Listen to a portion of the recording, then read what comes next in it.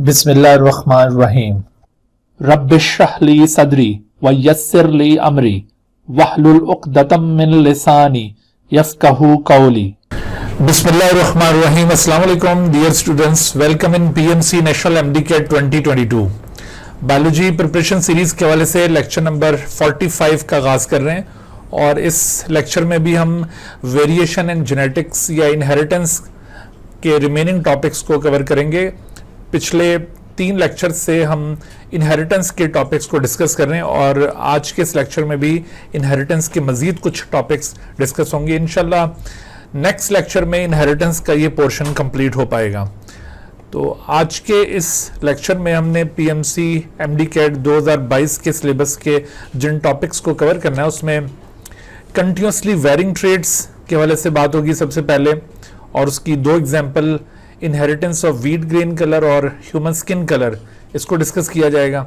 इसके साथ साथ एपिस्टेसिस और उसकी एग्जाम्पल्स, और फिर आखिर में gene linkage and crossing over का जो कॉन्सेप्ट है, और इसकी बुनियाद पर एक और कॉन्सेप्ट राइज होता है दैट इज रिकॉम्बिनेशन फ्रीक्वेंसी। ये क्या कॉन्सेप्ट है और इसकी एप्लीकेशंस क्या हैं, इन सारी चीज़ों को आज के इस लेक्चर में हम एक्सप्लोर करने की कोशिश करते हैं जी। तो सबसे पहले कंटिन्यूसली वेरिंग ट्रेड्स या जिसको पॉलीजेनिक इनहेरिटेंस भी कहा जाता है, और इसके साथ साथ एपिस्टेसिस को भी हमने इंक्लूड करना है। तो कंटिन्यूसली वेरिंग ट्रेड की पहले बात करेंगे।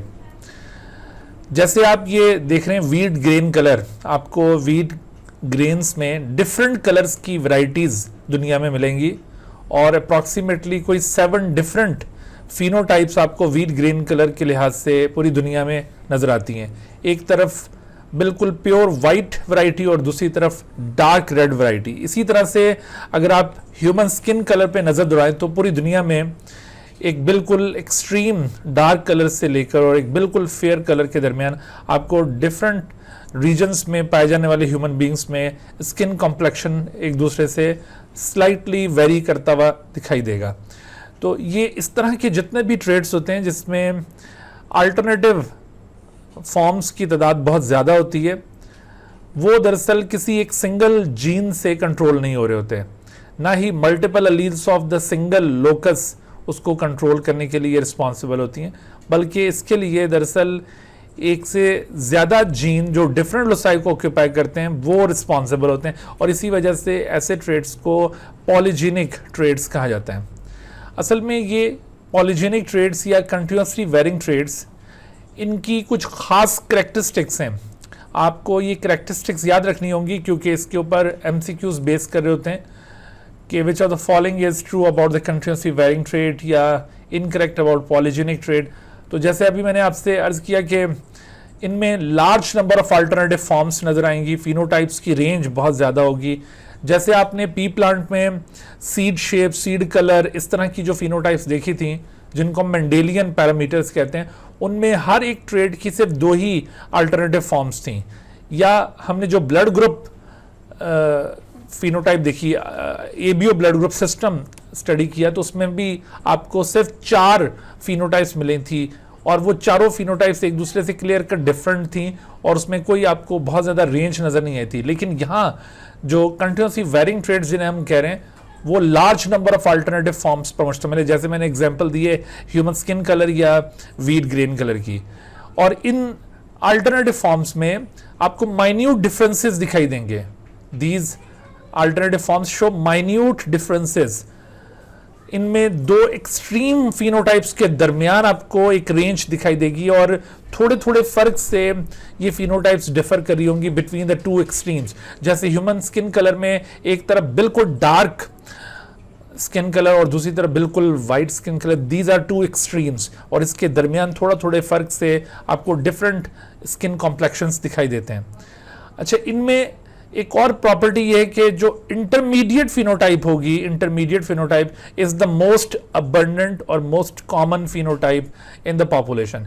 मिसाल के तौर पर ह्यूमन स्किन कलर में जो इंटरमीडिएट स्किन कलर होगा, यानी ना तो बहुत ज़्यादा डार्क ना बहुत ज़्यादा फेयर, तो दरमियान का जो स्किन कॉम्प्लेक्शन होगा वो दुनिया में ज़्यादातर अफराद के अंदर वो पाया जाता होगा।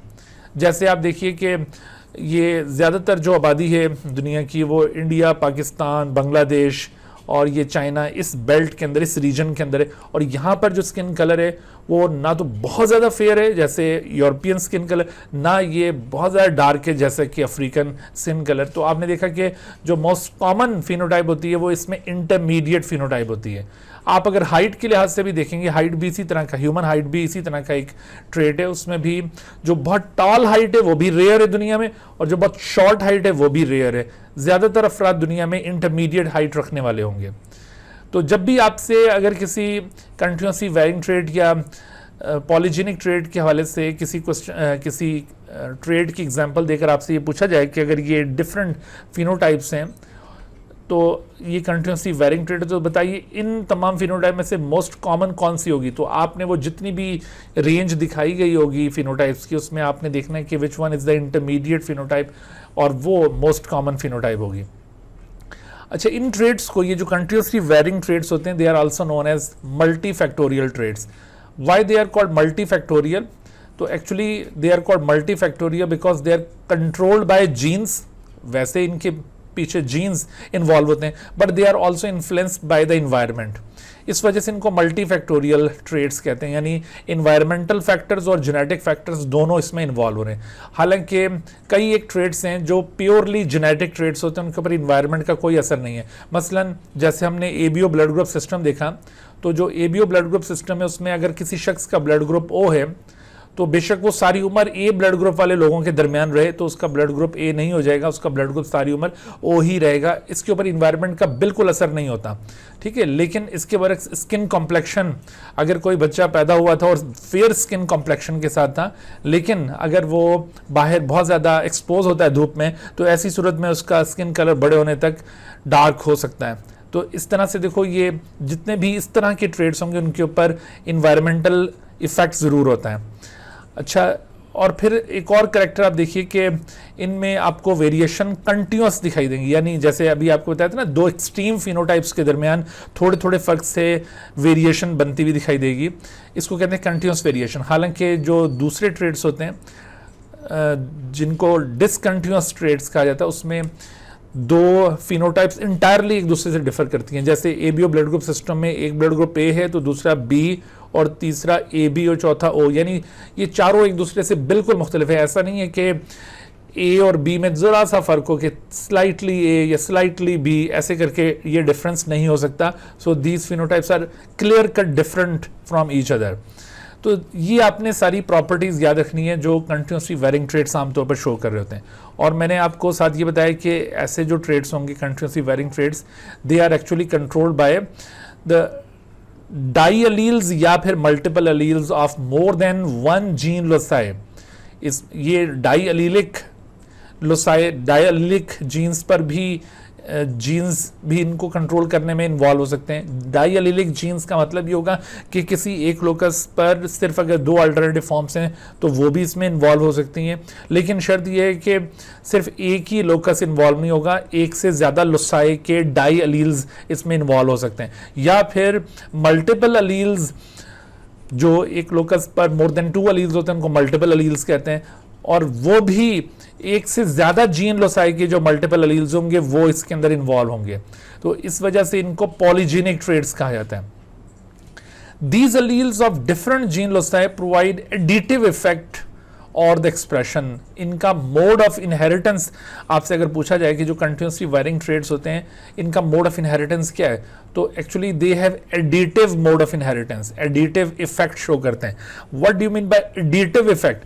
एडिटिव इफेक्ट का मतलब ये होता है कि दरअसल ये जितने भी जीन लोसाई इन ट्रेड्स को कंट्रोल करने में इन्वॉल्व हैं, उन जीन लोसाई में दो तरह के जीन्स एग्जिस्ट कर रहे होंगे। जैसे मिसाल के तौर पर अगर किसी ट्रेड को 3 लोसाई कंट्रोल कर रहे हैं, लोकस 1 के ऊपर ये 2 किस्म के अलील्स हैं, लोकस 2 पर ये 2 किस्म के, लोकस 3 पर ये 2 किस्म के। तो अब देखिए इसमें हमने हर एक लोकस पर एक अलील को 1 के साथ रिप्रेजेंट किया, जैसे A1, और दूसरे को 2 के साथ, यानी जैसे A2, फिर इसी तरह B1 B2 C1 C2। तो इसमें सपोज कर लीजिए कि तीनों लोसाई के जो 1 वाले अलील्स हैं, 1 अलील्स, वो एक्चुअली इस ट्रेड के ऊपर पॉजिटिव इफेक्ट कॉज कर रहे हैं, यानी हो सकता है कि वो इस ट्रेड को प्रमोट कर रहे हो। और जबकि ये जितने भी यहाँ पर 2 के साथ जिनको हमने रिप्रेजेंट किया है वो इस ट्रेड के ऊपर नेगेटिव इफेक्ट कॉज कर रहे हो। जैसे हमने अभी ये कहा ना कि इसमें 2 एक्सट्रीम्स होती हैं, तो एक अलील्स वो होंगे जो ट्रेड को एक एक्सट्रीम की तरफ लेकर जा रहे होंगे और दूसरे वो होंगे जो ट्रेड को दूसरी एक्सट्रीम की तरफ लेकर जा रहे होंगे। अब अगर ये यूं समझ लें कि पॉजिटिव इफेक्ट कॉज करने वाले अलील्स की तादाद ज़्यादा होगी उस इंडिविजुअल के अंदर, तो ऐसी सूरत में ओवरऑल ट्रेड पॉजिटिव इफेक्ट ज़्यादा शो कर रहा होगा, तो ये चीज़ कहलाती है एडिटिव इफेक्ट। और इसी तरह से अगर नेगेटिव इफेक्ट कॉजिंग अलील्स की तादाद ज़्यादा होगी तो वो ट्रेड नेगेटिवली ज़्यादा एक्सप्रेस कर रहा होगा, यानी उसके ऊपर वो जो दूसरी एक्सट्रीम है वो ज़्यादा हावी हो रही होगी। सो इस चीज़ को इस वजह से एडिटिव इफेक्ट कहते हैं, यानी किसी पर्टिकुलर इफेक्ट को कॉज करने वाले अलील्स के नंबर पर ये फिनोटाइप डिपेंड करेगी कि उसकी फिनोटाइप कैसी होगी। इसको आप यूँ समझ लें कि जैसे ह्यूमन में स्किन कलर में जो पिगमेंट प्रोड्यूस करने वाले अलील्स हैं, अगर ज्यादा हो तो पिगमेंट ज्यादा प्रोड्यूस होगा, अगर पिगमेंट नॉन प्रोड्यूसिंग अलील्स ज्यादा हो तो पिगमेंट बहुत कम प्रोड्यूस हो जाएगा। तो इस तरह से करके ये एडिटिव इफेक्ट आता है। तो इसकी हम फर्दर आगे एग्जांपल देखते हैं जी। तो इसमें एग्जांपल्स में हम पहले देखते हैं wheat grain colour. Wheat grain colour ये एक शख्स था निल्सन एली, उसने स्टडी किया था वीट ग्रेन कलर। तो उसके पास 2 extreme phenotypes wheat grain colour के हवाले से उनकी वैरायटीज मौजूद थी जो कि ट्रू ब्रीड थी। जैसे उसके पास एक डार्क रेड वीट ग्रेन वाली एक वैरायटी थी जो कि ट्रू ब्रीड थी। इसी तरह से वाइट ग्रेन वीट वैरायटी उसके पास थी, वो भी ट्रू ब्रीड थी। इनको वो पहले चेक कर चुका था कि ये ट्रू ब्रीड्स हैं, और ट्रू ब्रीड का मतलब आपको पता है कि एक ऐसा प्लांट जो सेल्फ फर्टिलाइज करने पर सारे अपने जैसे इंडिविजुअल पैदा करे, उसको ट्रू ब्रीड कहते हैं। तो ये दोनों ट्रू ब्रीड डार्क रेड और वाइट ग्रेन वीट वैराइटीज के दरमियान जब हाइब्रिडाइजेशन की गई, इनके दरमियान क्रॉस फर्टिलाइजेशन की गई, तो F1 जनरेशन के अंदर निल्सन एली ने ये ऑब्जर्व किया कि सारे इंडिविजुअल लाइट रेड फिनोटाइप के साथ आए। अगर बज़ाहिर यहाँ पे देखा जाए कि डार्क रेड और वाइट लाइट रेड इन दोनों के दरमियान की फिनोटाइप है, तो हमें यहाँ पर पहले नज़र में ये शुबा होगा कि शायद ये इनकम्प्लीट डोमिनेंस का केस है, क्योंकि 2 पेरेंटल फिनोटाइप्स के दरमियान की फिनोटाइप अगर F1 जनरेशन के अंदर 100% एक्सप्रेस करें तो ये इनकम्प्लीट डोमिनेंस का मोड ऑफ इनहेरिटेंस शो हो रहा होता है। और अगर ये इनकम्प्लीट डोमिनेंस हो तो ऐसी सूरत में अगर इस लाइट रेड को सेल्फ फर्टिलाइज किया जाए तो यहाँ पर कितने किस्म के इंडिविजुअल्स आने चाहिए? तो ऐसी सूरत में यहाँ पर 3 किस्म के इंडिविजुअल्स आने चाहिए। दोनों पेरेंटल फिनोटाइप्स भी 25% आनी चाहिए, और ये जो लाइट रेड है इसको भी रिकवर होना चाहिए 50%, जैसा कि आपने लास्ट लेक्चर में इनकम्प्लीट डोमिनेंस के केस में देखा था।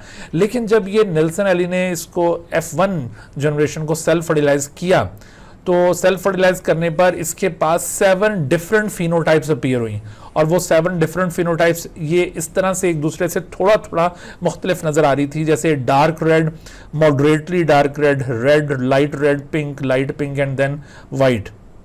और जब रेशो काउंट किया गया कि कितने इंडिविजुअल्स डार्क रेड वाले हैं, कितने मॉडरेटली डार्क रेड वाले हैं, तो ये रेशो कुछ इस तरह से अपीयर हुआ कि आउट ऑफ टोटल 64 1:6 15 20 15 6 1 ऐसे करके ये रेशो हासिल हुआ। तो इसमें अगर आप देखें तो ये 2 एक्सट्रीम फिनोटाइप्स के दरमियान एक रेंज ऑफ फिनोटाइप्स आपको नजर आ रही है, और ग्रेजुअली ये फिनोटाइप चेंज होती हुई दिखाई दे रही है। तो ये इस बात की इंडिकेशन है कि this is not incomplete dominance, this is the case of continuously varying trait. तो ये कंटिन्यूसली वेरिंग ट्रेड है, सही है।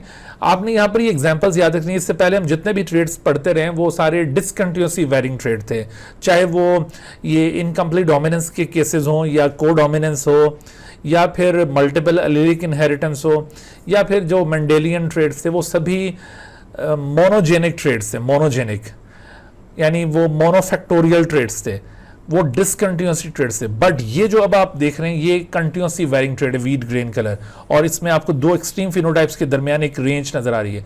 तो निल्सन एली ने जब इसको एनालाइज किया कि आखिर क्या वजह हो सकती है, तो आखिरकार उसने ये कंक्लूड किया कि actually there are 3 different gene loci which are involved to control this wheat grain colour. और वो 3 डिफरेंट जो जीन लोसाई हैं उनके ऊपर 2 किस्म के अलील्स उसने कंक्लूड किए।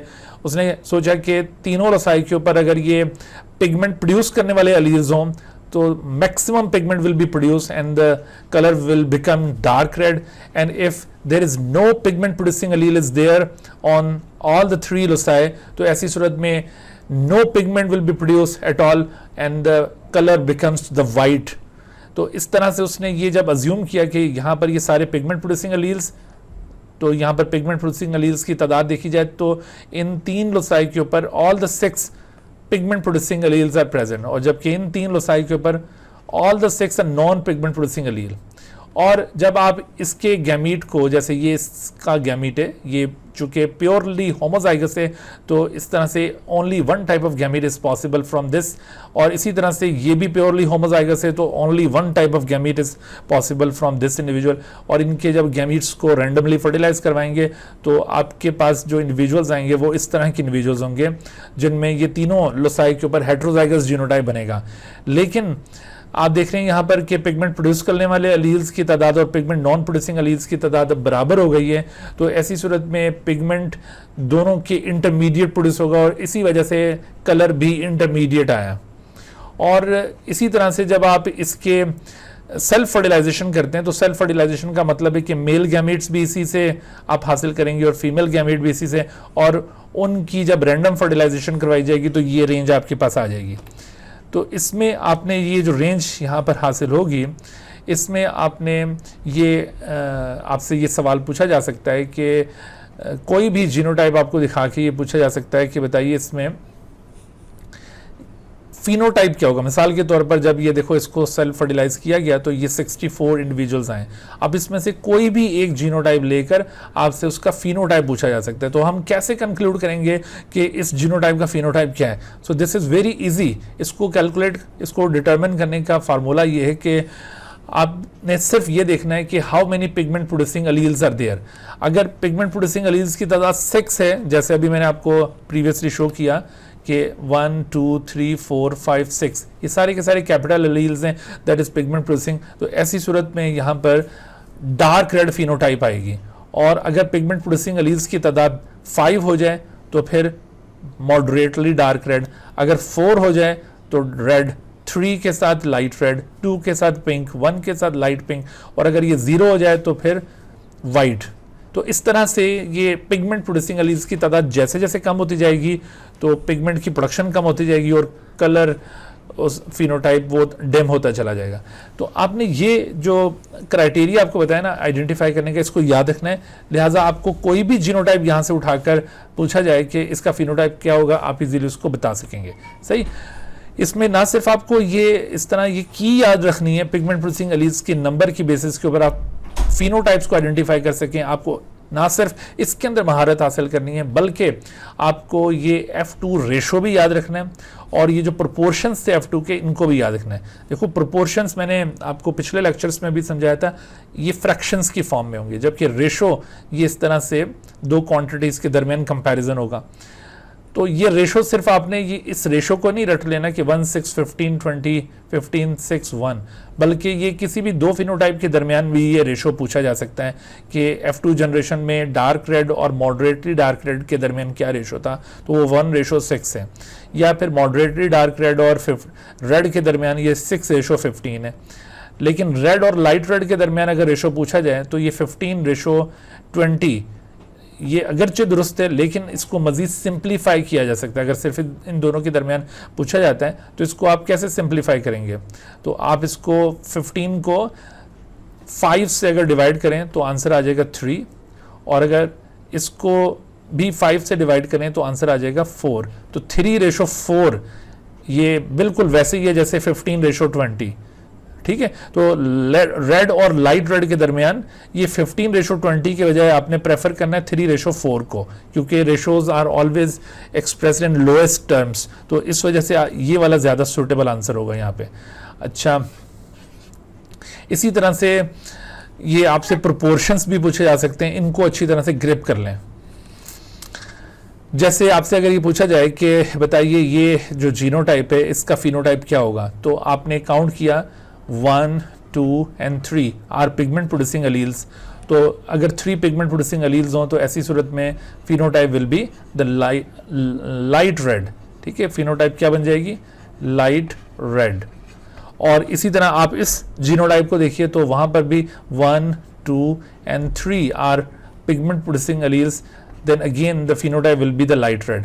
और इसी तरह से कोई भी और जीनोटाइप आपको दिखाया जाए तो आप इजीली उसमें से फिनोटाइप को डिटरमिन कर सकते हैं। जैसे अब एक सवाल देखिए, इसी कॉन्सेप्ट के ऊपर बेस्ड क्वेश्चन है कि when a dark red colour green wheat plant is crossed with white color green wheat plant, what is the proportion of light red green wheat plant in F2 generation? तो light red का proportion कितना था? light red आप देखिए intermediate phenotype थी ना, तो मैंने अभी आपको कहा था कि ये सबसे ज़्यादा कॉमन होती है। इंटरमीडिएट फिनोटाइप इसमें सबसे ज़्यादा कॉमन थी और वो था, ये पूछा जा रहा है F2 जनरेशन में। अगर यहाँ पर F1 जनरेशन में पूछा गया होता तो फिर तो 100% होता, ठीक है, लेकिन चूंकि पूछा जा रहा है F2 जनरेशन में तो ऐसी सूरत में 20 out of 64 would be the right answer. अगर ये वाली बात हम यहाँ पर F2 के बजाय F1 में पूछते तो फिर आंसर क्या हो जाना था लाइट रेड का, तो ऐसी सूरत में 100% यहाँ पर आंसर आता। सही। अच्छा, all of the following genotypes of wheat control the red green colour except, तो रेड ग्रीन कलर ये 4 पिगमेंट प्रोड्यूसिंग एलील्स के साथ होना चाहिए, 4 पिगमेंट प्रोड्यूसिंग एलील्स। तो यहां पर आप गौर कीजिए, पहले जीनोटाइप में भी 4 पिगमेंट प्रोड्यूसिंग एलील्स हैं, लेकिन सेकंड ये बी में नहीं है, सी में भी 4 पिगमेंट प्रोड्यूसिंग एलील्स हैं और डी में भी 4 पिगमेंट प्रोड्यूसिंग एलील्स हैं। इसका मतलब है कि जो बी ऑप्शन है वहां पर गिवन जीनोटाइप वो रेड ग्रीन कलर को कंट्रोल नहीं कर रहा, ये लाइट रेड को कंट्रोल कर रहा है, and therefore this is the right answer.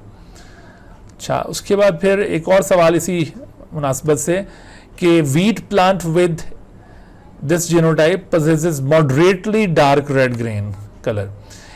If two wheat plant with the genotype this and this are crossed, what is the probability of moderately dark red in their offspring? तो यहाँ पर इसको देखो calculate करने का तरीका क्या होगा, आपने सिंपली ये देखना, देखो इसका गैमीट अगर हम यहाँ से वर्कआउट करें तो इसमें से जो गैमीट पॉसिबल हैं वो कितने किस्म की गैमिट्स पॉसिबल हैं, 2 टाइप की गैमिट्स यहाँ से पॉसिबल हैं और यहाँ से भी 2 टाइप की गैमिट्स पॉसिबल हैं। आप इनके गैमिट्स वर्कआउट कीजिए, ठीक है, इस तरह से ये इंडिविजुअल और इसमें से ये 2 टाइप की गैमिट्स कौन कौन से होंगे, capital A, capital B, capital C, और दूसरा कैपिटल ए, कैपिटल बी और स्मॉल सी। सिमिलरली आप इसमें से 2 टाइप की गैमिट्स हासिल कर सकते हैं, capital A small A, capital B small B और कैपिटल सी कैपिटल सी। तो यहाँ से जो 2 टाइप के गैमिट्स बनेंगे उसमें कैपिटल ए, इधर से कैपिटल बी और ये कैपिटल सी, जबकि स्मॉल ए, कैपिटल बी और कैपिटल सी। अब आपसे पूछा जा रहा है कि मॉडरेटली डार्क रेड को आपने कैलकुलेट करना है। तो अगर ये इसके पास है 3 पिगमेंट प्रोड्यूसिंग एलील, इसके पास है 2, 3 and 2, इसके पास पिगमेंट प्रोड्यूसिंग एलील 3 है और इसके पास 2 है। अगर ये 3 फ्यूज करते हैं तो ऐसी सूरत में 6 पिगमेंट प्रोड्यूसिंग एलील, ये तो हो जाएगा डार्क रेड, ठीक है, ये डार्क रेड। लेकिन ये अगर इसके साथ फर्टिलाइज करता है तो 5 पिगमेंट प्रोड्यूसिंग एलील हो जाएंगे, ये मॉडरेटली डार्क रेड ये बन जाएगा। इसी तरह से अगर ये इसके साथ फर्टिलाइज करता है तो ये 5 यानी ये भी मॉडरेटली डार्क रेड होगा, और अगर ये इसके साथ फर्टिलाइज करता है तो ऐसी सूरत में 4 के साथ इसको रेड हो जाना चाहिए, 4 पिगमेंट प्रोड्यूसिंग एलील के साथ रेड। ठीक है बच्चों, आपको ये बात समझ में आ रही है ना, मैंने ये कैसे किया है। देखो हमने काउंट कर लिया कि इस गैमीट में कितने पिगमेंट प्रोड्यूसिंग एलील्स हैं, 1, 2 and 3, ये हमने 3 पुट कर दिया और इसके अंदर 2 पिगमेंट प्रोड्यूसिंग एलील्स हैं। तो बजाय इसके हम यहाँ पर पूरा जीनोटाइप लिखें, हमने जस्ट ये नंबर ऑफ एलील्स को यहाँ पे लिख के उससे कंक्लूड कर लिया कि इनका जीनोटाइप, इनका फिनोटाइप क्या होगा। और चूंकि आपसे पूछा जा रहा है मॉडरेटली डार्क रेड के मुतालिक, तो देखो 4 में से ये 4 किस्म के जो इंडिविजुअल्स हैं उनमें से 2 के अंदर मॉडरेटली डार्क रेड है, यानी 2/4। 2/4 का मतलब क्या होगा, 1/2। 1/2 का मतलब क्या होगा, ये 2 होगा, ठीक है, 1/2, और 1/2 का मतलब होगा 50%। तो 50% इज द राइट आंसर। इस तरह से हम इसको सॉल्व कर पाएंगे। अच्छा, अब देखो, inheritance of skin colour is another example of the continuously varying trait. ये भी एक पॉलीजेनिक ट्रेट है और इसके मुतालिक जो अब तक की इन्वेस्टिगेशन है उसमें ये बात क्लियर हुई है कि 3 जीन लोसाए इन्वॉल्व हैं, लेकिन अभी ये बात हतमी नहीं है. It is expected that might be more than 3 gene loci are involved in the controlling of skin color.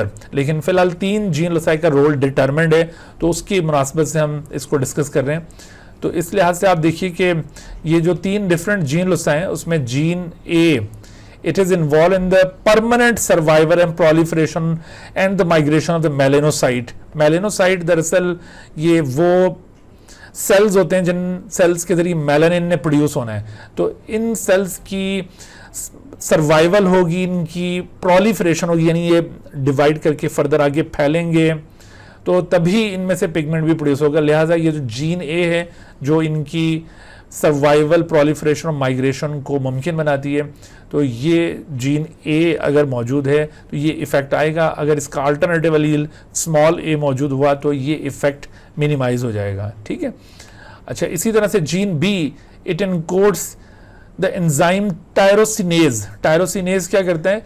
It is involved in the production of melanin from the tyrosine. Tyrosine एक amino acid की किस्म है. It is a raw material, it is a substrate for the synthesis of the melanin. तो इस reaction को catalyse करने वाला enzyme tyrosinase है which is encoded by the gene B. लिहाजा इस लोकस के ऊपर अगर ये जीन बी मौजूद है, टायरोसिनेज प्रोड्यूस हो रहा, तो ये ऐसी सूरत में रिएक्शन परफॉर्म हो रहा होगा.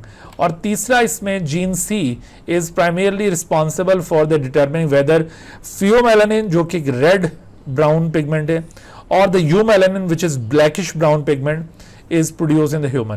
क्योंकि देखो कुछ ह्यूमन के रेसेस ऐसे हैं जिनमें ज्यादा डार्कनेस आए स्किन में, तो वो रेडिश सी डार्कनेस आती है. जैसे आपने स्पेनिश लोग देखे होंगे. लेकिन कुछ ऐसे ह्यूमन रेसेस हैं जैसे अफ्रीकन, उनमें अगर डार्कनेस आएगी स्किन कलर में तो वो ब्लैकिश टाइप की होगी. तो यूमेलानिन ये ब्लैकिश ब्राउन पिगमेंट है और ये जो फियोमेलानिन है this is reddish brown pigment. तो जीन सी ये डिटरमिन करेगा कि रेडिश ब्राउन पिगमेंट प्रोड्यूस हो या ब्लैकिश ब्राउन पिगमेंट प्रोड्यूस हो. तो इस तरह से ये 3 जीन का रोल तो डिटरमिन्ड है, लेकिन एक्सपेक्ट किया जा रहा है कि ह्यूमन स्किन कलर को कंट्रोल करने में शायद इससे भी ज़्यादा जीन लोसाई इन्वॉल्व होंगे. पर इन तीनों का रोल आपने ज़रूर याद रखना है. तो अब देखो इन तीनों लोसाई के ऊपर जो जीन्स प्रेजेंट होंगे उनके एडिटिव इफेक्ट से ये आपको डिफरेंट कॉम्प्लेक्शंस दिखाई देंगे. मसलन जैसे अगर कोई शख्स है जिसके पास स्मॉल ए स्मॉल बी और स्मॉल सी मौजूद है, यानी एक तो उसमें मेलानोसाइट्स की बहुत ज़्यादा प्रोलिफरेशन नहीं हो रही होगी, इसके अलावा उसमें टायरोसिनेज एंजाइम प्रोड्यूस नहीं हो रहा होगा. ठीक है. और दूसरा उसके अंदर ये जो स्मॉल सी था तो वो भी ये पिगमेंट को प्रोड्यूस नहीं होने दे रहा, यानी फियोमेलानिन या वो जो दूसरा था रेडिश पिगमेंट वो प्रोड्यूस नहीं हो रहा. तो ये बिल्कुल लाइट इन कलर है. और इसके मुकाबले में ये दूसरा इंडिविजुअल ये बहुत ज़्यादा डार्क होगा क्योंकि इसमें तीनों लोसाई के ऊपर जीन पिगमेंट की प्रोडक्शन को एनहांस करने से रिलेटेड है. लिहाजा इनकी अगर मैरिज होती है तो इनके ऑफस्प्रिंग्स के अंदर आपको इंटरमीडिएट फिनोटाइप आपको नजर आएगी. इस तरह का इंटरमीडिएट फिनोटाइप रखने वाला ह्यूमन बीइंग उसका कॉम्प्लेक्शन मुलेटो कहलाता है. यानी ये दो बहुत एक्सट्रीम फिनोटाइप्स का अगर क्रॉस हो तो रिजल्ट में मुलेटो पैदा होंगे. और अगर दो मुलेटो इंडिविजुअल्स की आपस में मैरिज हो जाए, अच्छा यहाँ पर ये वैसे F1 जनरेशन लिखा हुआ है, तो हकीकत में यहाँ पर ये F1 जनरेशन कॉन्सेप्ट दुरुस्त नहीं है. इसको आप जहन में रखिए कि ये F1 मिस्टेकनली यहाँ पे पॉइंट आउट किया हुआ है. ये कॉन्सेप्ट बेसिकली प्लांट्स में हम फॉलो करते हैं, एनिमल्स में, ये ह्यूमन में नहीं. आप ये मत समझिए कि ये इन दोनों के दो ऑफस्प्रिंग्स हैं और इन दोनों की आपस में मैरिज करवा रहे हैं हम, ये ऐसा नहीं हो रहा. ठीक है. तो एक्चुअली ये किसी अलग फैमिली का मेंबर होगा और इत्तेफाक से उसके अंदर भी ये मुलेटो फिनोटाइप आ गई है, और ये किसी दूसरी फैमिली का मेंबर होगा तो इसमें भी मुलेटो फिनोटाइप है. तो दो मुलेटो फिनोटाइप्स के दरमियान ये क्रॉस हो रहा है. ठीक है. तो यहाँ पर ये F1 जनरेशन देखकर आप ये कंफ्यूज मत होइएगा. तो बहरहाल आप अगर इस तरह के दो लोगों की मैरिज करवाते हैं और उसके बाद मुलेटो पैदा होते हैं, और अगर इस तरह की दो मुलेटो लोगों की आपस में मैरिज करवाते हैं, तो ऐसी सूरत में यहाँ पर देखो प्रोबेबिलिटी के लिहाज से ये पॉसिबल है कि बिल्कुल फेयर स्किन कलर भी आ जाए या बिल्कुल डार्क स्किन कलर भी आ जाए और बीच में इंटरमीडिएट फिनोटाइप्स भी आ सकती हैं। लेकिन यहाँ पर चांस सबसे ज़्यादा किसका होगा? जो इंटरमीडिएट फिनोटाइप होगी उसका चांस सबसे ज़्यादा होगा और बाकी फिनोटाइप्स का चांस ग्रेजुअली कम होगा। यानी बिल्कुल फेयर और बिल्कुल डार्क पैदा होने का चांस बहुत कम है। तो आप जब भी इस तरह का कोई कंटिन्यूसली वेरिंग ट्रेट उसका डाटा पॉपुलेशन में से एक्सट्रैक्ट करते हैं, जैसे आप किसी भी सैंपल ऑफ पॉपुलेशन में हाइट को मेजर कर लें, तो आपको जो एक्सट्रीम हाइट्स होंगी यानी बहुत टॉल हाइट और बहुत शॉर्ट हाइट बहुत कम अफराद में वो नजर आएंगी, ज़्यादातर अफराद के अंदर आपको इंटरमीडिएट हाइट्स नजर आएंगी। तो इसमें आप देखिए कि जो graph in continuously varying traits के केस में बनता होता है, डाटा लेकर आप उसको जब प्लॉट करेंगे द फॉर्म ऑफ ग्राफ, तो इस तरह का ये जो ग्राफ है ये एक हिस्टोग्राम कहलाएगा। और ये हिस्टोग्राम कैसा हिस्टोग्राम होगा? This histogram will be a bell shape histogram. Histogram आपने मैथमेटिक्स में या स्टैटिस्टिक्स में छोटी क्लासेस में पढ़े होंगे। हिस्टोग्राम बेसिकली ये 2 डायमेंशनल ग्राफ होता है जिसमें हम डाटा को 2 डायमेंशंस में रिप्रेजेंट करते हैं, एक्स एक्सिस के ऊपर और वाई एक्सिस के ऊपर। तो ये इस तरह का एक सिंपल हिस्टोग्राम अगर आप ड्रॉ करते हैं in case of continuously varying trait, तो इसकी शेप कैसी आएगी? इसकी शेप बेल शेप आएगी। बेल शेप में इंटरमीडिएट फिनोटाइप का जो बार है वो हाईएस्ट होगा और बाकी बार्स ग्रेजुअली कम होते जाएंगे। लेकिन अगर आप इसके मुकाबले में जो डिसकंटिन्यूसली वेरिंग ट्रेट्स होते हैं उनका कोई भी डाटा लेकर उसको इस हिस्टोग्राम में प्लॉट करेंगे, तो उसमें आपको क्लियर कट डिफरेंस नजर आएगा कि एक फिनोटाइप का नंबर ज्यादा होगा तो दूसरी का कम होगा। ठीक है, तो इस तरह से वहां पर डिसकंटिन्यूटी नजर आएगी। बट यहां पर आपको कंटिन्यूटी नजर आ रही है कि ग्रेजुअली एक्सट्रीम फिनोटाइप्स कम होती जा रही हैं। ठीक है, और इधर भी एक्सट्रीम फिनोटाइप्स कम होती जा रही हैं। तो ये आपने कुछ पॉइंट्स याद रखने हैं कंटिन्यूसली वेरिंग ट्रेट्स के हवाले से। अच्छा, अब एक और फेनोमेनॉन है इनहेरिटेंस के अंदर, उसे कहते हैं एपिस्टेसिस। एपिस्टेसिस और dominance they are very much close to each other but they are different from each other. तो यहां पर हमने इसीलिए साथ डोमिनेंस को शो किया ताकि कंपैरिजन कर सकें। एक्चुअली डोमिनेंस हम ऑलरेडी पढ़ चुके हैं। It is the case of interaction between the 2 alleles. तो वो जो 2 अलील्स इंटरेक्ट करती हैं they belong to the single gene pair, it involves the single pair of alleles. लेकिन एपिस्टेसिस में 2 पेयर ऑफ अलील्स इन्वॉल्व होंगे, यानी एक पेयर ऑफ अलील सपोज कीजिए ये है कैपिटल ए और ये स्मॉल ए, और दूसरा जो पेयर ऑफ अलील है सपोज कीजिए वो ये है कैपिटल बी और स्मॉल बी। सही, तो ये 2 पेयर ऑफ अलील्स एपिस्टेसिस में इन्वॉल्व हो रहे होते हैं, लेकिन डोमिनेंस में किसी एक ही पेयर के 2 अलील्स के दरमियान इंट्रैक्शन हो रहा होगा। यानी इसमें डोमिनेंस में क्या होगा कि a gene suppresses the expression of its own allele, जैसे capital A suppresses the expression of the small a on the same locus, but in case of the epistasis the gene suppresses the expression of the allele of another gene।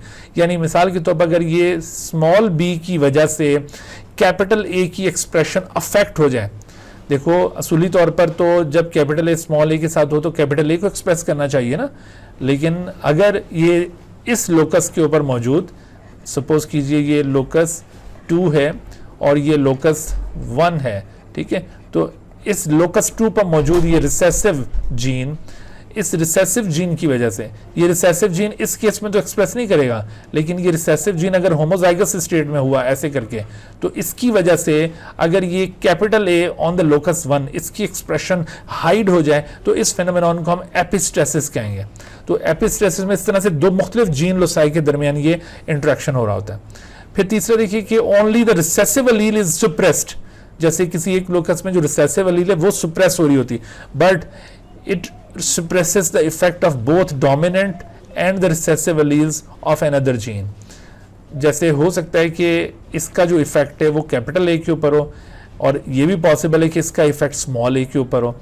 यानी कहने का मतलब है कि जो epistasis का शिकार हो रही होती है जीन वो खुद डोमिनेंट नेचर की भी हो सकती है और रिसेसिव नेचर की भी, लेकिन डोमिनेंस में हमेशा जो जीन सुप्रेस हो रही है वो रिसेसिव नेचर की ही होगी। और फिर देखिए कि effect is only due to the dominant allele, यानी जो इफेक्ट कॉज करने वाली अलील है वो डोमिनेंट है, but here in case of epistasis जो इफेक्ट कॉजिंग अलील है वो डोमिनेंट भी हो सकती है, वो रिसेसिव भी हो सकती है। वो अलील जो भी हो, चाहे वो डोमिनेंट अलील इफेक्ट कॉज कर रही है तो उसको आप एपिस्टेटिक कहेंगे, अगर वो रिसेसिव अलील इफेक्ट कॉज कर रही है तो उसको एपिस्टेटिक कहेंगे। तो जो जीन अफेक्ट हो रही होती है उसको हाइपोस्टैटिक कहा जाता है। जैसे मैं अगर कह रहा हूं कि स्मॉल बी की वजह से कैपिटल ए की एक्सप्रेशन हाइड हो रही है तो which one is epistatic, small B will be epistatic और जबकि capital A will be hypostatic. तो ये आपने डोमिनेंस और एपिस्टेसिस के हवाले से डिफरेंसेस माइंड में रखने। हम एपिस्टेसिस की यहाँ पर मजीद कुछ एग्जांपल्स को कवर करेंगे। One of the well known example of epistasis is Bombay phenotype. Bombay phenotype एक बहुत ही फेमस एग्जांपल है एपिस्टेसिस की। दरअसल ये जो बॉम्बे फिनोटाइप है ये एक अल्टर्ड ब्लड ग्रुप फिनोटाइप है। इसको आमतौर पर an altered blood group phenotype कहा जाता है, ब्लड ग्रुप फिनोटाइप। तो इसमें होता ये है इस ब्लड ग्रुप फिनोटाइप में कि इसमें एक शख्स जिसका ब्लड ग्रुप बज़ाहिर ओ ब्लड ग्रुप वाला नहीं होता, उसका जीनोटाइप ओ ब्लड ग्रुप जैसा नहीं होता, लेकिन वो phenotypically O blood group show कर रहा होता है। जैसे मिसाल के तौर पर ये जो इंडिविजुअल है जिसका ब्लड ग्रुप ए दिखाया, इसकी आरबीसी की सरफेस के ऊपर ए एंटीजेंस मौजूद हैं, लिहाजा इसका अगर जीनोटाइप हम यहाँ पे बनाएं कि इसका जीनोटाइप क्या होगा, तो ऑब्वियसली इसका जो जीनोटाइप है वो या तो आई ए होगा होमोजाइगस स्टेट में, या दूसरी पॉसिबिलिटी क्या है आई ए स्मॉल आई हो सकता है। अच्छा, जिस शख्स का जीनोटाइप, जिस शख्स का ब्लड ग्रुप बी है और एंटीजेंस उसकी सरफेस में मौजूद हैं, तो ये आई बी होमोजाइगस स्टेट में या फिर हेटेरोजाइगस स्टेट में आई बी स्मॉल आई होगा। और इस केस में जहां पर आपको ए और बी दोनों एंटीजेंस आरबीसी की सरफेस पर नजर आ रहे हैं तो ऑब्वियसली यहां पर जीनोटाइप एक ही है आई बी, लेकिन ओ शख्स का जीनोटाइप स्मॉल आई है। अच्छा, ये जो बॉम्बे फिनोटाइप है इसमें आप देख रहे हैं कि एंटीजेंस आर देयर, तो इसका मतलब है कि इसका जीनोटाइप आई ए या फिर इसका जीनोटाइप क्या होगा आई ए स्मॉल आई। इसका जीनोटाइप स्मॉल आई वाला नहीं होगा। लेकिन जब आप इस शख्स का ब्लड ग्रुप चेक करेंगे तो ये शख्स फिनोटिपिकली ओ मिलेगा। तो इस तरह की जो अल्टर्ड ब्लड ग्रुप फिनोटाइप होती है in which the person phenotypically is O, ठीक है, द पर्सन इज फिनोटिपिकली, उसकी फिनोटाइप अगर आप देखेंगे तो वो phenotypically O blood group show कर रहा होगा। लेकिन अगर आप उसको जीनोटिपिकली देखेंगे तो जीनोटिपिकली उसका ब्लड ग्रुप ओ नहीं होगा। जीनोटिपिकली उसका ब्लड ग्रुप या तो ए जैसा होगा या फिर बी जैसा होगा या फिर ए बी जैसा होगा, लेकिन जब आप उसका ब्लड ग्रुप टेस्ट करेंगे तो ओ मिलेगा। और जीनोटाइप को जब चेक करेंगे तो वो ए जीनोटाइप हो सकता है या बी का जीनोटाइप हो सकता है या ए बी का जीनोटाइप हो सकता है। इस तरह की अल्टर्ड ब्लड ग्रुप फिनोटाइप को बॉम्बे फिनोटाइप कहते हैं। बॉम्बे कहने का रीजन ये है कि पहली बार इस तरह का केस चूंकि इंडिया के शहर मुंबई, जिसको पहले बॉम्बे कहा जाता था, उसमें अपीयर हुआ था, इस वजह से बॉम्बे फिनोटाइप इसका नाम पड़ गया। अब इसमें मैकेनिज्म क्या है? एक्चुअली यहाँ पर ये जो ब्लड ग्रुप के जीनोटाइप्स आपने देखे हैं, इनके साथ एक और जीनोटाइप है जो इंटरफेयर कर रहा है, और वो जीनोटाइप एक और लोकस के ऊपर मौजूद है, ठीक है। तो उस लोकस पर मौजूद ये जीनोटाइप, इसको हम एच जीनोटाइप कहते हैं। एच जीनोटाइप में कैपिटल एच या फिर कैपिटल एच या फिर स्मॉल एच, ये इस तरह से कॉम्बिनेशंस बनेंगे। तो जिस शख्स के अंदर स्मॉल एच के बजाय ये या ये मौजूद है, तो उसमें तो ये एबीओ ब्लड ग्रुप सिस्टम के जीनोटाइप्स नॉर्मली एक्सप्रेस कर रहे हैं, ठीक है। यानी इस शख्स में भी अगर ये एंटीजेंस आपको सरफेस पर अटैच नजर आ रही हैं तो इसका मतलब है कि कैपिटल एच या कैपिटल एच स्मॉल एच है। यहां पर आपको बताते चलें कि ये जो एच जीनोटाइप है, एच जीनोटाइप या एच लोकस आप इसको कह लें, H locus. So this H locus comprises two type of alleles, one of the allele is capital H and the other is small h. तो capital H is responsible for the synthesis of precursor. ये एक precursor substance की synthesis के लिए responsible है, synthesis of precursor. और ये जो प्रिकर्सर है actually this precursor substance, precursor कहते हैं रॉ मटेरियल को, so this precursor substance help the attachment of antigens on RBC surface. ये किस में हेल्प करता है? It helps in attachment of antigens. ये किस में हेल्प कर रहा है? अटैचमेंट ऑफ एंटीजन्स में हेल्प कर रहा है। Antigens are produced by another genotype. Antigens को ये प्रोड्यूस नहीं करवाता, antigens are produced by the एबियो locus. उसके ऊपर जो जीनोटाइप प्रेजेंट होगा वो एंटीजन्स की प्रोडक्शन करवाएगा। But once the antigens are produce, जब तक वो आरबीसी की सरफेस पर अटैच ना हो तब तक एंटीजन्स अपने आप को मैनिफेस्ट नहीं करेंगे, अपने आप को शो ऑफ नहीं करेंगे। तो इस केस में आप देख रहे हैं कि antigens are there but they are not attach on the RBC surface. इस वजह से ये एंटीजन्स अपने आप को एक्सप्रेस नहीं कर पा रहे, और ब्लड ग्रुप उसका जब चेक करते हैं तो वो O मिलता है हमें। तो ये दरअसल H, कैपिटल H है जो इस एंटीजन को अटैच करवा रहा है। बट द स्मॉल h ये इनहिबिटरी जीन है। स्मॉल h ये रिसेसिव इन नेचर है और ये इनहिबिट करेगा इस सिंथेसिस को। It inhibits the synthesis of the precursor. ये बाकी सारी जो वर्डिंग मैंने पॉइंट आउट की है ये यहाँ पर आ जाएगी। इनहिबिट्स द प्रीकर्सर सब्सटेंस, और इस वजह से it inhibits the binding of antigens on the RBC surface. ये इसका बुनियादी रोल है। और ये चूंकि रिसेसिव इन नेचर, ये small h itself it is recessive in nature, जबकि capital H is dominant nature. लिहाजा अगर किसी भी शख्स में, जैसे मैंने कहा कि कैपिटल H मौजूद है, फिर तो एबीओ सिस्टम का जीनोटाइप नॉर्मली एक्सप्रेस करेगा। इवन अगर कैपिटल H स्मॉल h है तब भी ये नॉर्मली एक्सप्रेस करेगा। But if any person has small h genotype, then this ABO genotype will fail to be expressed, जैसा कि ये बॉम्बे फिनोटाइप के केस में हो रहा है। बाकी सब के अंदर आपको ये वाले जीनोटाइप्स मिलेंगे, आइदर दिस और दिस, बाकी सब के अंदर आपको ये मिलेंगे, लेकिन ये बाकी सब के अंदर ये जीनोटाइप होंगे। इनमें से कोई एक हो सकता है, या तो होमोजाइगस या हेटेरोजाइगस, ठीक है। लेकिन आप आखिरी वाले में देखिए, यहां पर आपको स्मॉल h मिलेगा। तो due to the presence of this small h genotype, ये एबीओ सिस्टम का जीनोटाइप एक्सप्रेस करने में फेल हो जाएगा। लिहाजा इस शख्स का ब्लड ग्रुप आपको मिलेगा O। बट अगर आप इसका जीनोटाइप देखें तो जीनोटाइप इसका O जैसा नहीं है। ठीक होगी बात। So this is the case of epistasis. अब यहां पर आप बताइए कि इन दो लोसाई में से which one is the epistatic? Either small h is epistatic और the capital H is epistatic. किसको आप एपिस्टेटिक कहेंगे?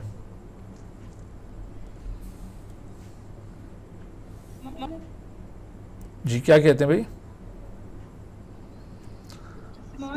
Small h will be epistatic and which one is hypostatic? किसकी एक्सप्रेशन हाइड हो रही है? तो एक्चुअली इसमें ये जो एबीओ सिस्टम का जीन होगा उसकी एक्सप्रेशन हाइड हो रही है, वो हाइपोस्टेटिक हो गया, और H जीनोटाइप वो एपिस्टेटिक हो गया। और इसमें एपिस्टेटिक कॉजिंग जीन खुद रिसेसिव नेचर की है, अपने लोकस के ऊपर उसका स्टेटस क्या है, रिसेसिव या dominant? The epistatic gene is itself is recessive in nature और डोमिनेंट, तो it is recessive in nature, therefore it is the case of recessive epistasis. ठीक है। तो बॉम्बे फिनोटाइप और ओ ब्लड ग्रुप फिनोटाइप में डिफरेंसेस पाए जाते हैं। जो real O blood group phenotype है और बॉम्बे फिनोटाइप, उनमें काफी सारे डिफरेंसेस हैं। इन डिफरेंसेस को भी आप जरूर माइंड में रखिएगा। Another case of epistasis is the coat colour of Labrador retriever. Labrador retriever ये डॉग की एक किस्म है, और इसके अंदर 3 किस्म के कोट कलर्स आपको मिलेंगे। एक येलो कोट कलर, एक चॉकलेटी ब्राउन कोट कलर और एक ब्लैक कोट कलर। एक्चुअली यहां पर कोट कलर की इनहेरिटेंस ऐसे हो रही है कि there are 2 loci involve in this case, locus 1 and the locus 2। 2 loci यहां पर भी इन्वॉल्व हैं, लोकस 2। तो इसमें लोकस 1 के ऊपर 2 किस्म के अलील्स मौजूद हैं। लोकस 1 ये या तो इसके ऊपर कैपिटल B प्रेजेंट होगा और इसके ऊपर स्मॉल b प्रेजेंट होगा। If the capital B is there, तो capital B controls black colour, it is for the black coat colour. अगर स्मॉल बी हो तो ये चॉकलेटी कलर के लिए रिस्पॉन्सिबल है, चॉकलेट कलर या ब्राउन कलर, ठीक है। और इन दोनों का डोमिनेंस रिलेशन कुछ यूं है कि capital B is completely dominant over the small B. लिहाजा इस लोकस 1 के ऊपर अगर जीनोटाइप कैपिटल बी हुआ तो ऐसी सूरत में colour will become black. Even अगर ये capital B small B genotype भी हुआ तो कलर विल बिकम ब्लैक, लेकिन स्मॉल बी के साथ इसका फिनोटाइप क्या हो जाएगा, चॉकलेटी या ब्राउन, ठीक है। तो ये चॉकलेटी कलर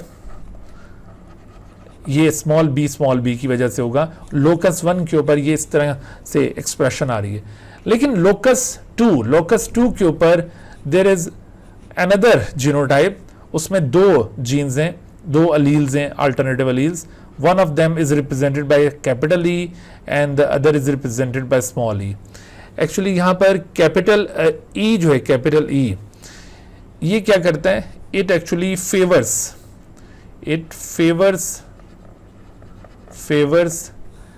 द लोकस 1। ये लोकस 1 को फेवर करता है, फेवर्स द लोकस 1। जो भी लोकस 1 के ऊपर चीज मौजूद है उसकी ये फेवर करेगा, but the small E does not favour, ये लोकस 1 को इनहिबिट करेगा। It is actually epistatic in nature.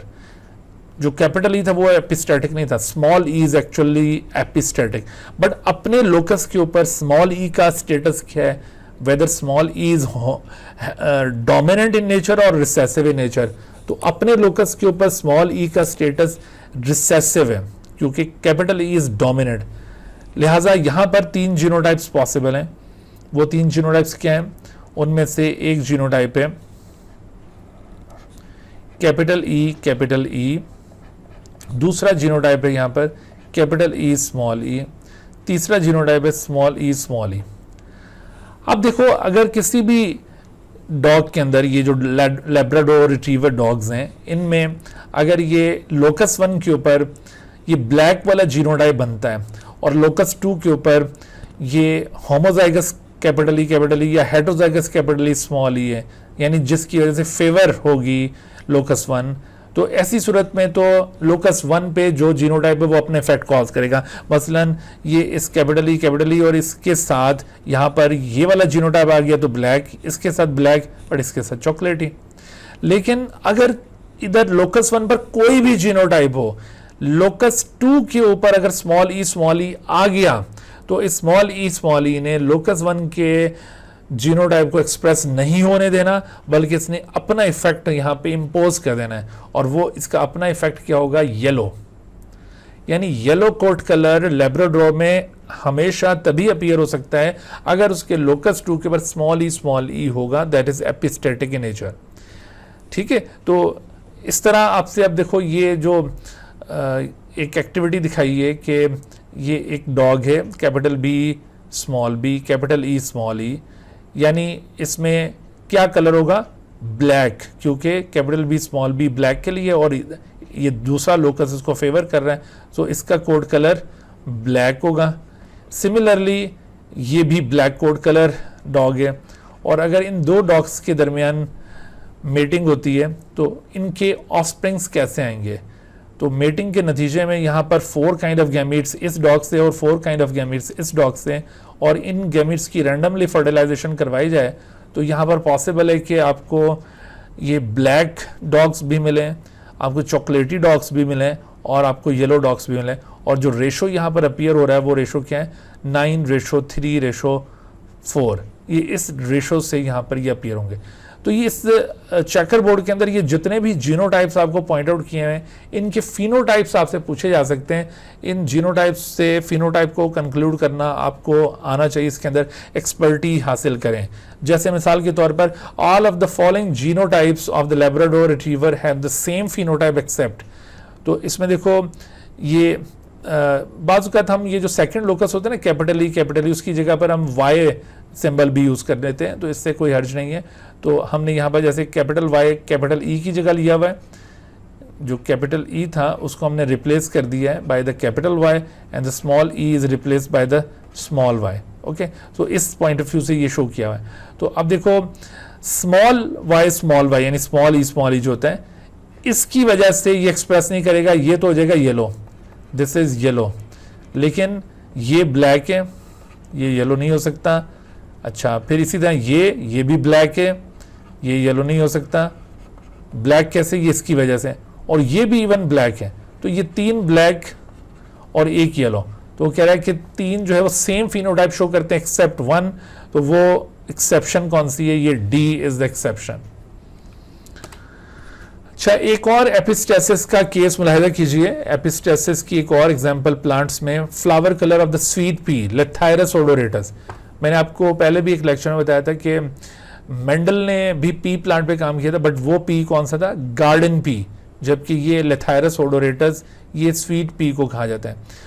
Sweet pea के अंदर फ्लावर कलर 2 किस्म का पाया जाता है, एक पर्पल और दूसरा वाइट। तो ये पर्पल और वाइट बज़ाहिर ऐसा लगता है जैसे पर्पल शायद डोमिनेंट है ओवर द वाइट। ये मैं आपको स्वीट पी का केस बता रहा हूँ। याद रखो कि जो मेंडल ने पी प्लांट स्टडी किया था वो पाइजम सैटिवम है, गार्डन पी, उसके अंदर भी फ्लावर कलर की एग्जांपल है, लेकिन उसका जो फ्लावर कलर है वो इस एपिस्टेसिस के केस में इंक्लूड नहीं होता, वो एक सिंपल मेंडेलियन ट्रेट है। ये जो Lathyrus ओडोरेटस that is sweet pea, इसका फ्लावर कलर ये एपिस्टेसिस का एक केस है। अच्छा, अब इसमें आप देख रहे हैं कि 2 white flower plants were cross fertilized और नतीजे में पैदा क्या हुआ है? Purple flower plants are appeared. 2 white flower plants को क्रॉस किया जाए और पर्पल पैदा हो जाए, this is very strange case. ठीक है, ये बिल्कुल स्ट्रेंज केस है। देखो मिसाल के तौर पर अगर वाइट डोमिनेंट हो, सपोज करो वाइट इज डोमिनेंट, तो 2 वाइट को डोमिनेंट को क्रॉस करें तो डोमिनेंट ही आना चाहिए। और सपोज करो अगर वाइट रिसेसिव है तो 2 रिसेसिव्स को आपस में क्रॉस किया जाए तो सारे रिसेसिव आने चाहिए। This is very strange observation that if the 2 white flower plants are cross fertilized then purple flower plants will be appeared. तो उसके बाद अब इन पर्पल फ्लावर प्लांट्स को अगर क्रॉस फर्टिलाइज किया जाए तो ऐसी सूरत में जो यहाँ पर ऑफस्प्रिंग्स आते हैं उनके दरमियान रेशो आपको मिलेगा 9:7, यानी 9 पर्पल फ्लावर प्लांट और 7 वाइट फ्लावर प्लांट।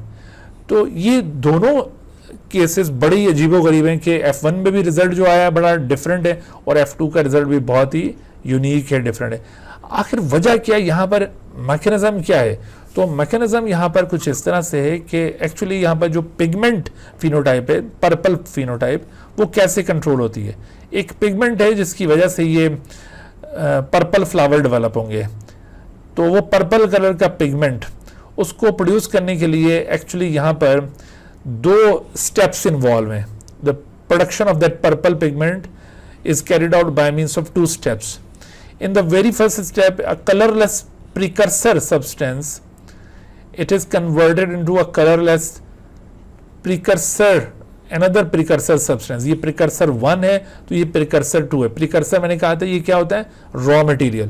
तो ये colorless precursor 1 it is changed into colorless precursor 2 by means of an enzyme. एक एंजाइम के जरिए ये कन्वर्जन पॉसिबल है and that enzyme is actually synthesised by the allele A, यानी यहाँ पर एक लोकस इन्वॉल्व है। Here is a locus involve, इसको आप लोकस 1 कह लें, ठीक है। तो उस लोकस 1 पर मौजूद अलील ए, जिसको हम कैपिटल ए से रिप्रेजेंट कर रहे हैं ना, that capital A allele at the locus 1 is responsible for the production of this enzyme which catalyses the colourless precursor 1 substance to colorless precursor 2 substance. Okay, अच्छा उसके बाद फिर देखो अगले स्टेप में क्या होगा। अगले स्टेप में जो लोकस 2 है दैट इज लोकस 2, तो लोकस 2 के ऊपर एक और कैपिटल अलील वहां पर मौजूद है, अलील बी, कैपिटल बी से उसको हम रिप्रेजेंट कर रहे हैं। So it controls the synthesis of another enzyme that converts the colorless precursor 2 substance into a purple pigment. तो यूं ये सेकंड रिएक्शन में जाके पर्पल पिगमेंट बनेगा। अब देखो ये जो लोकस 1 है यहाँ पर भी जो डोमिनेंट अलील है वो इस एंजाइम की फॉर्मेशन को कंट्रोल कर रहा है, और जबकि यहाँ पे जो रिसेसिव अलील होगा वो इनहिबिट करेगा एंजाइम 1 की इंफॉर्मेशन को और इसकी फॉर्मेशन को। और जबकि लोकस 2 के ऊपर भी जो अलील कैपिटल अलील है वो एंजाइम की प्रोडक्शन को प्रमोट कर रहा है और स्मॉल अलील इनहिबिट कर रहा है। इसका मतलब है कि दोनों एंजाइम जब तक सही नहीं होंगे तो पर्पल पिगमेंट प्रोड्यूस नहीं होना, और दोनों एंजाइम्स के सही होने के लिए आपको कम से कम ये एक कैपिटल अलील ज़रूर चाहिए इन दोनों लोसाई के ऊपर। तो अब देखो यहाँ पर पॉसिबिलिटीज़ क्या बन रही हैं। यहाँ पे पॉसिबिलिटीज़ ये बन रही हैं कि ये लोकस 1 और ये लोकस 2। तो लोकस 1 के ऊपर सपोज ये कैपिटल ए और इधर कैपिटल बी मौजूद है। अच्छा, इधर मौजूद है कैपिटल ए के साथ स्मॉल ए, और इधर मौजूद है सेम, इधर स्मॉल ए आ गया, तो यहाँ पर बेशक ये सेम हो। देखो इस केस में तो पिगमेंट प्रोड्यूस होगा, ये पिगमेंटेड फिनोटाइप आएगी, पिगमेंटेड, इसमें भी पिगमेंट प्रोड्यूस होगा, pigmented phenotype will be there. लेकिन ये जो केस होगा जहाँ पर ये किसी भी एक लोकस पर डोमिनेंट जीन एब्सेंट हो जाएगी, तो यहाँ पर फिर वाइट कलर अपीयर हो जाएगा। यानी इसमें पिगमेंटेड फिनोटाइप के लिए जरूरी है कि दोनों लसाए पर कम से कम दोनों लसाए पर एक डोमिनेंट जीन जरूर आए। तो इसमें देखो ये एक बड़ा अजीबोगरीब केस बन गया। यहाँ पर एपिस्टेसिस तो है, लेकिन ये डुप्लीकेट रिसेसिव एपिस्टेसिस कहलाएगी। यानी इसमें लोकस 1 का भी जो ये स्मॉल ए है वो लोकस 2 की एक्सप्रेशन को अफेक्ट कर रहा है, और लोकस 2 का जो स्मॉल बी होगा वो लोकस 1 की एक्सप्रेशन को अफेक्ट करेगा। तो इसमें इस लोकस 1 का भी रिसेसिव जीन दूसरे के लिए एपिस्टेटिक है, और लोकस 2 का भी रिसेसिव जीन दूसरे, तो इस वजह से इसको क्या कहते हैं, duplicate recessive epistasis, duplicate recessive, क्योंकि दोनों लसाई के recessive alleles epistatic in nature है। डुप्लीकेट रिसेसिव एपिस्टेसिस इसको इस वजह से कहा जाता है। And this case is also known as complementary gene interaction. इसको कॉम्प्लीमेंट्री जीन इंटरेक्शन भी कहा जाएगा। कॉम्प्लीमेंट्री जीन इंटरेक्शन क्यों कहा जाएगा भाई? कॉम्प्लीमेंट्री जीन इंटरेक्शन इसको इस वजह से नाम दिया जाता है कि इस केस में एक लोकस का जो डोमिनेंट अलील है वो दूसरे लोकस के डोमिनेंट अलील को कॉम्प्लीमेंट कर रहा है। कॉम्प्लीमेंट करने का मतलब होता है सपोर्ट दे रहा है उसको। और इसी तरह से लोकस 2 का जो डोमिनेंट अलील है वो लोकस 1 के डोमिनेंट अलील को सपोर्ट दे रहा है। Without the support of each other ये अपनी फाइनल प्रोडक्ट प्रोड्यूस नहीं कर पा रहे। सो एक्चुअली ये कॉम्प्लीमेंट कर रहे हैं एक दूसरे को। That's why this is known as complementary gene interaction. तो ये डुप्लीकेट रिसेसिव एपिस्टेसिस भी है, कॉम्प्लीमेंट्री जीन इंटरेक्शन भी है, जैसे flower colour in sweet pea कहा जाता है। इस हवाले से अब आपको ये कोई भी अगर जीनोटाइप दिखाए गए हों लिथायरस ओडोरेटस के और पूछा जाए कि इसका फिनोटाइप क्या है, तो ये बहुत आसान है। कैसे आपने डिटरमिन करना है कि अगर दोनों लसाई के ऊपर कम से कम एक डोमिनेंट जीन है तो पर्पल है, और अगर किसी भी एक लोकस के ऊपर डोमिनेंट जीन एब्सेंट हो गए तो वो वाइट है। तो अब आप देख रहे हो इस पूरे चेकर बोर्ड में, तो जहां जहां पर्पल नजर आ रहे हैं वहां पर अब दोनों लसाई में डोमिनेंट जीन जरूर मिलेगा। लेकिन आप देखो जहां जहां वाइट नजर आ रहे हैं तो कम एक लोकस के ऊपर दोनों रिसेसिव हो गए। यहाँ पर स्मॉल बी है, तो इस केस में स्मॉल है, इधर भी स्मॉल है, इधर स्मॉल बी हो गया, इधर स्मॉल है, और इधर दोनों तरफ ही रिसेसिव हो गए। तो ये सारे वाइट हो गए, और बाकी, और इवन ये भी वाइट है, और लेकिन बाकी जो है वो सारे पर्पल है। ठीक है जी। तो मेरे ख्याल में हम आज का ये जो लेक्चर है इसको यहीं पे कन्फाइन करते हैं। अभी जो नेक्स्ट टॉपिक्स हैं इरादा तो किया था उसको भी हम यहाँ पे कवर करते हैं, लेकिन उसमें काफ़ी डिस्कशन में टाइम लग जाएगा और लेक्चर बहुत ज़्यादा लेंदी हो जाएगा। तो इसका ये आज का जो लेक्चर है उसको यहीं पे फिनिश करते हैं, और फिर नेक्स्ट लेक्चर के अंदर बकाया जो टॉपिक्स हमने आज प्लान किए थे उसको डिस्कस करेंगे इंशाल्लाह। Dear viewers, thank you for watching this video. If you have not subscribed this channel, kindly subscribe it and also press the bell icon below so that you could be notified about any new video lecture from Biology Guardian.